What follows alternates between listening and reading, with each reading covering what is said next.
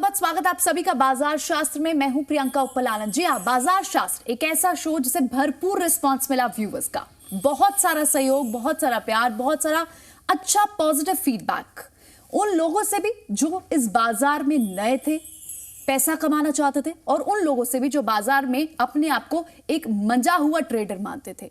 लेकिन इस शो के इस सुनहरे सफर ने बहुत सारी कड़ियां ऐसी व्यूअर्स के सामने पेश की जिनके जरिए एक नई दिशा मिली बाजार को समझने की, बाजार में ट्रेडिंग करने की, और बाजार की उस मनोविज्ञान को समझने की जो सोच से भी परे थी। लेकिन अब एक नई ऊंचाई छूने के बाद बाजार शास्त्र अपने सभी व्यूअर्स को एक नया तोहफा भी देना चाहता है। जी हाँ, बाजार शास्त्र अब एक नए फेवर में, एक नए रंग में, एक नए अंदाज में आपके सामने आएगा 13 जुलाई से। जी हाँ, हम रूबरू होंगे अब अपने सभी व्यूवर्स से उनकी समस्याएं सुनने के लिए, उनकी समस्याओं का समाधान करने के लिए।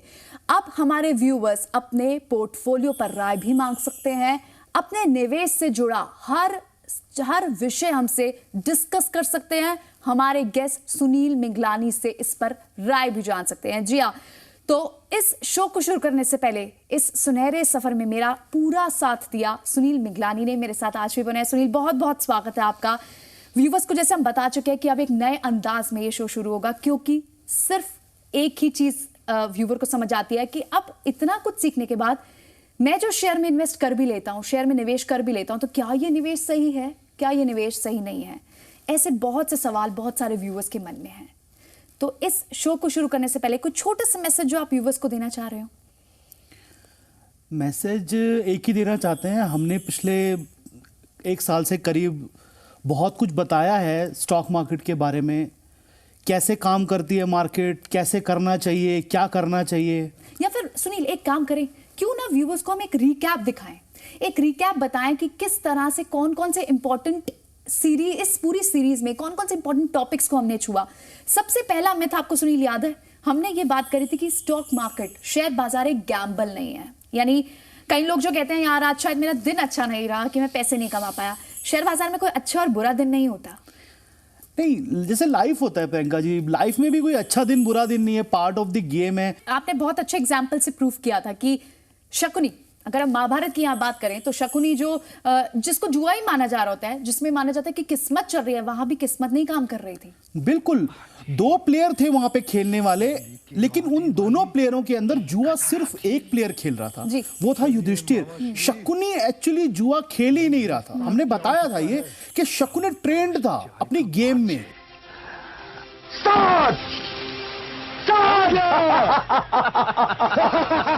ये लो भांजे, ये भी तुम्हारा हुआ। उसकी पूरी प्रैक्टिस थी, उसने अपनी पूरी जिंदगी लगाई थी उस खेल को सीखने में। सम्राट युधिष्ठिर तुम्हारा।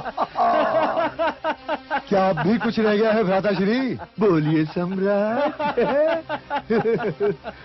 सोचिए सम्राट, सोचिए। यानी वहां भी प्रैक्टिस चल रही थी, तो शेयर बाजार को जिसको जुआ मानते हैं लोग, वहां प्रैक्टिस क्यों नहीं चल सकती? सबसे बड़ी बात है ये। इनफैक्ट एक और चीज इसी में हमने डिस्कस की कि शेयर बाजार को जो गैम्बल कहते हैं, जुआ बोलते हैं, बोला जाता है कि शायद जुआरी होते हैं वो ही यहाँ पैसा बना रहे होते हैं। लेकिन एक कंपैरिजन हमने जुआरी और चोर की भी की कि जुआरी के लिए नहीं, ये शायद कहा जाना चाहिए कि चोर की कला है, it's art of a thief. यहाँ पे वो जीता है जो बिहेव चोर की तरह करता है। चोरी नहीं करना है, चोरी नहीं करना, सपोर्ट नहीं कर रहे। उसका बिहेवियर जो है, उसकी आर्ट, उसकी कला, चोर की कला है। और मैंने ये भी बोला था कि आप देखेंगे, आप जाइए हिस्ट्री में, जुआरियों से ज्यादा चोर कामयाब है। चोर कामयाब इसलिए है क्योंकि वो प्लान करता है। राइट।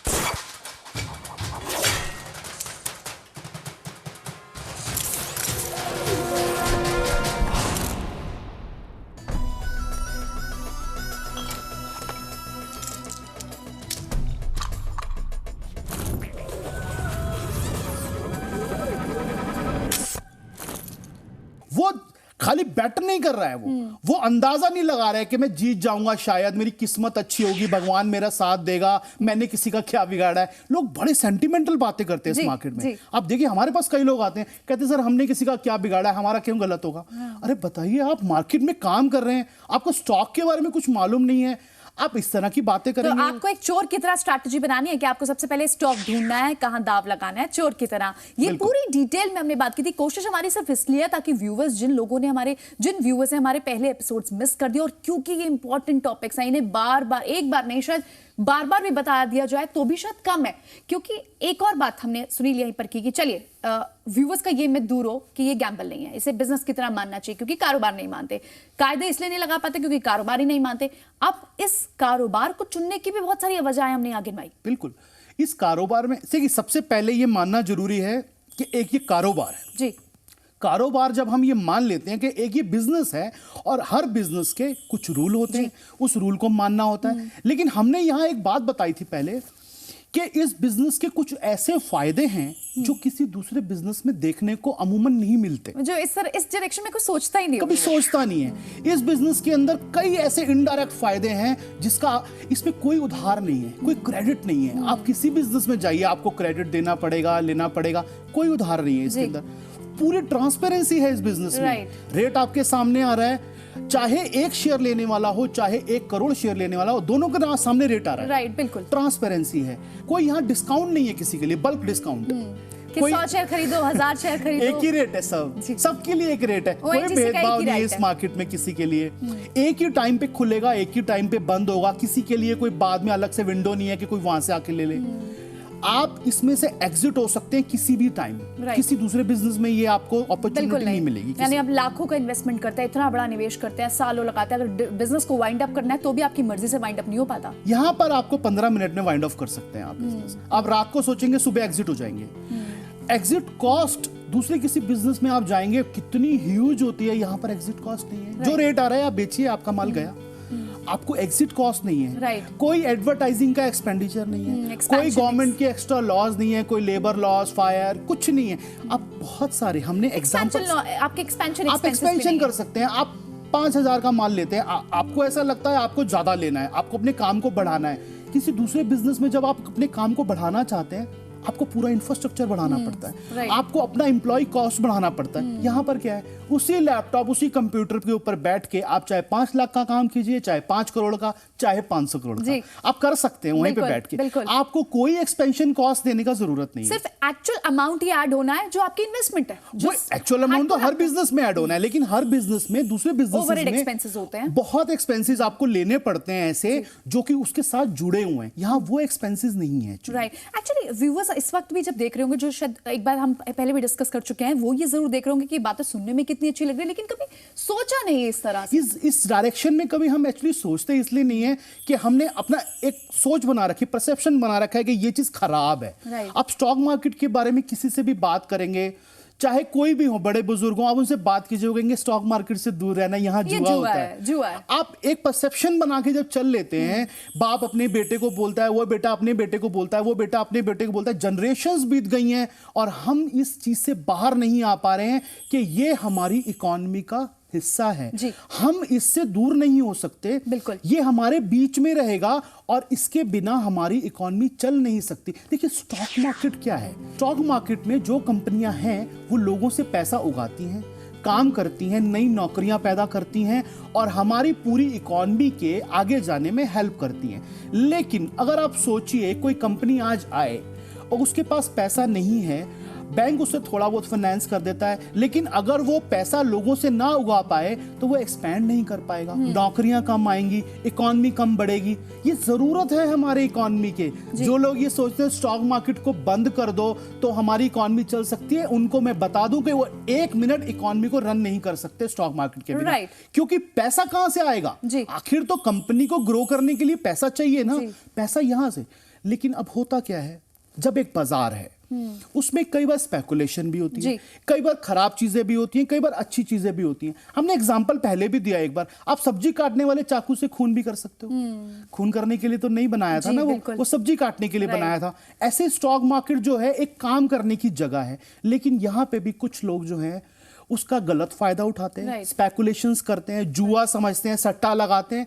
उनको हम रोक नहीं सकते, ना रोकना अवेयर चाहिए। करने की कोशिश है। इनफैक्ट हमारी बाजार शास्त्र को ये कॉन्सेप्ट अपने व्यूअर्स के सामने लाने का वे यही था कि आपके दिमाग में जो मिथ्स हैं, जो डिसबिलीव्स हैं, जिन मिथ्स के साथ सालों से लोग जनरेशन पे जनरेशन एक ही बात फीड कर रहे हैं लोगों को कि शेयर बाजार एक जुआ है जहां पर पैसा नहीं कमाया जाता, गवाया जाता है, वो एक्चुअली स्ट्रैटेजिकली अगर प्लान करके काम किया जाए, it's a very good business. In fact इसी पर चर्चा जारी है। फिलहाल वक्त एक छोटे से ब्रेक का है। सुनील से चर्चा और भी इतिहास के उन पन्नों को फिर से खोलेंगे जहां हमने और भी कई इंपॉर्टेंट कॉन्सेप्ट डिस्कस किए जो व्यूअर्स के लिए वाकई लाइफ चेंजिंग कॉन्सेप्ट्स थे।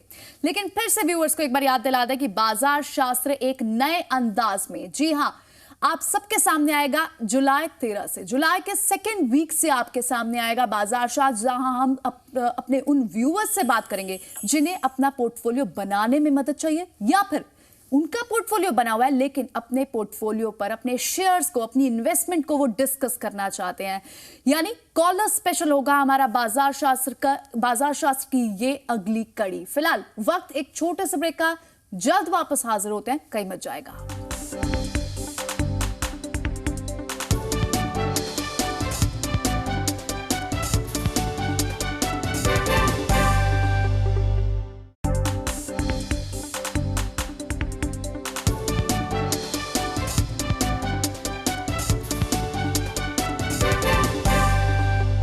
ब्रेक के बाद एक बार फिर आपका स्वागत है। आप देख रहे हैं बाजार शास्त्र और मेरे साथ सुनील बने हुए हैं। सुनील, आज चर्चा हमारी उन टॉपिक्स को लेकर है जो बहुत पसंद किए गए, और इसलिए पसंद किए गए क्योंकि उनसे डायरेक्ट और इनडायरेक्ट लेना देना है सारे ही मार्केट पार्टिसिपेंट्स का। एक और बहुत बड़ा कंसर्न सामने आया कि लोग कहते हैं चले ठीक है, मैं इसे कारोबार मान लेता हूं, लेकिन शेयर चूज करने के लिए मेरी रणनीति क्या होनी चाहिए? मुझे कोई एनालिसिस तो करना होगा। अब मैं एनालिसिस फंडामेंटल करूं या टेक्निकल करूं, यहां बहुत सब लोगों की सुई अटक जाती है। देखिए, सुई अटकने के लिए तो और भी बहुत जगहें हैं, लेकिन यहाँ भी अटकती है। खैर, देखिए, फंडामेंटल एनालिसिस हमने बताया था कि एक पूरी चीज के बारे में आपको ब्यौरा चाहिए हो उसका। आप एक कंपनी की हेल्थ जानना चाहते हैं, आपको ब्यौरा चाहिए उसकी एक एक बारीकी का, उसके लिए फंडामेंटल देखा जाता है। लेकिन अगर आपको ट्रेड करना है, देखिए, इन्वेस्टर है जो 5 साल के 10 साल के लिए लगाना चाहता है, वो फंडामेंटल देख ले तो ठीक है। लेकिन उसमें भी हमारा कहना यह था कि टेक्निकल्स ग्राउंड पे उसको परखना बहुत जरूरी है, क्योंकि टेक्निकल है क्या? भाव को पढ़ने की कला है। आप भाव को रीड कर रहे हैं। आज मुझे पैसा किससे आने वाला है? कंपनी की हेल्थ अच्छा होने से कि भाव ऊपर जाने से? भाव ऊपर जाने से ना। तो भाव, अगर भाव बोल रहा है कि वो ऊपर नहीं जाना चाहता या अभी उसके ऊपर जाने में समय है, तो हमको उस डिसीजन को रोक देना चाहिए कुछ समय के लिए, चाहे कंपनी की हेल्थ कैसी हो। फिर दोबारा रिलायंस का एग्जांपल लेते हैं, बहुत बार लिया है हमने। कंपनी की हेल्थ ठीक है, लेकिन देखिए वो 6 साल से परफॉर्म ही नहीं कर रहा था। हमको पैसा भाव से आने वाला है, ना कि इस चीज से कि वो कंपनी कैसी है, उस कंपनी का ओनर कैसा है। ठीक है, वो डिसीजन लिए जाते हैं। अगर आपको 20 साल के लिए इन्वेस्ट करना हो, 15 साल के लिए, मुझे पता है कि हाँ, अगर इंडिया ठीक ठाक रहेगा तो रिलायंस ठीक चलेगा, मैं 15 साल के लिए लगाना चाहता हूं, मैंने आज ले लिया। लेकिन अगर मुझे टेम्परेरी लगाना है, 2 साल, 1 साल, 6 महीने, तो मुझे भाव पढ़ना पड़ेगा। उस भाव को पढ़ने की जो कला है वो है टेक्निकल एनालिसिस। टेक्निकल एनालिसिस जो है वो बहुत ही बड़ा कॉन्सेप्ट है एक्चुअली। बहुत सारे टूल्स यूज किए जाते हैं, बहुत सारी चीजें यूज की जाती हैं, लेकिन हम यहाँ पर हमारा व्यूअर्स को बताने की कोशिश ऐसी रणनीति सुनील बना ले अगर व्यूअर्स की, यानी फंडामेंटल, आप किसी कंपनी का शेयर जिसमें इन्वेस्टमेंट करना चाहते हैं उसको फंडामेंटल के आधार पर चुने। अच्छे फंडामेंटल है कंपनी के एक्सपेंशन प्लान्स क्या है, ट्रैक रिकॉर्ड क्या है, फंडामेंटल आधार पर आपने शेयर चुना। लेकिन इन्वेस्टमेंट या फिर ट्रेडिंग के डिसीजन जो है उस पर टेक्निकल एनालिसिस पर ही होनी चाहिए। बिल्कुल। देखिए, मैं अपना बता देता हूं कि जिस तरह से हम काम करते हैं, स्टॉक को देखा, स्टॉक कैसा है, किस सेक्टर से जुड़ा हुआ है, क्या वो सेक्टर काम कर पा रहा है, क्या उस कंपनी की हेल्थ इतनी अच्छी है कि वो आने वाले साल 2 साल में रह सकती है। उसके बाद जब ये एनालिसिस पूरा हो गया, उसके बाद हम आते हैं टेक्निकल्स पे। क्या भाव बोल रहा है? अगर भाव नहीं बोल रहा है तो कंपनी की हेल्थ कितनी भी अच्छी हो, मैं इन्वेस्ट नहीं करूंगा उसमें, क्योंकि मुझको पैसा भाव के ऊपर जाने से आने वाला है। मुकेश अंबानी क्या कमा रहे हैं, मुझको उससे क्या लेना? मुकेश अंबानी थोड़ी मुझको देने आएगा। मुकेश अंबानी के पैसा बनने से मुझे पैसा नहीं बनेगा। मुझे पैसा बनेगा जब रिलायंस ऊपर जाएगा। तो रिलायंस ऊपर जब तक नहीं जाएगा मैं नहीं लूंगा उसको, चाहे कोई भी फंडामेंटल। एक ब्रॉडर पर्सपेक्टिव आपको फंडामेंटल एनालिसिस का जरूर रखना है, लेकिन आप टेक्निकल एनालिसिस को इग्नोर बिल्कुल नहीं कर सकते। आपको डे टू डे रेफर जो करना होगा वो टेक्निकल एनालिसिस का होगा। पाना। यही बात हमने व्यूअर्स को बहुत इलैबोरेटेड मैनर में समझाने की कोशिश किया, लेकिन फिर भी क्योंकि ज्ञान जो अच्छा ज्ञान होता है, जो सच्ची बातें हैं, वो कितनी बार भी कह लो अच्छी ही लगती हैं।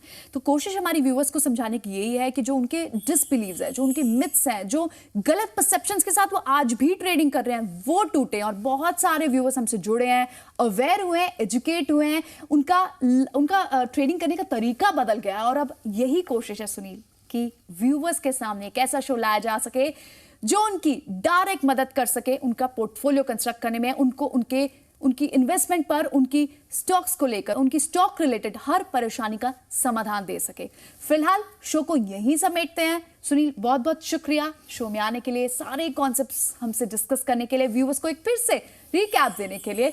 लेकिन अगले हफ्ते फिर होगी आपसे मुलाकात, कुछ और ऐसे ही कॉन्सेप्ट्स को डिस्कस करेंगे जो आपसे हम पहले भी रूबरू हो चुके हैं जिनके साथ, लेकिन जरूरी आज भी है क्योंकि आपके दिन का, यानी आपके रोजाना ट्रेडिंग का, रोजाना इन्वेस्टमेंट का बहुत ही महत्वपूर्ण हिस्सा है। तो चलिए दीजिए इजाजत, अगले हफ्ते फिर होगी आपसे मुलाकात। और इस बीच अगर आप कोई फीडबैक हमें देना चाहते हैं तो bazaarshahs@zenetwork.com हमारा ईमेल एड्रेस है, इस पर हमें मेल करना ना भूलें। और हमारे नए शो से जुड़ने का तरीका भी जल्द आपसे शेयर करेंगे। तब तक के लिए दीजिए इजाजत, नमस्कार।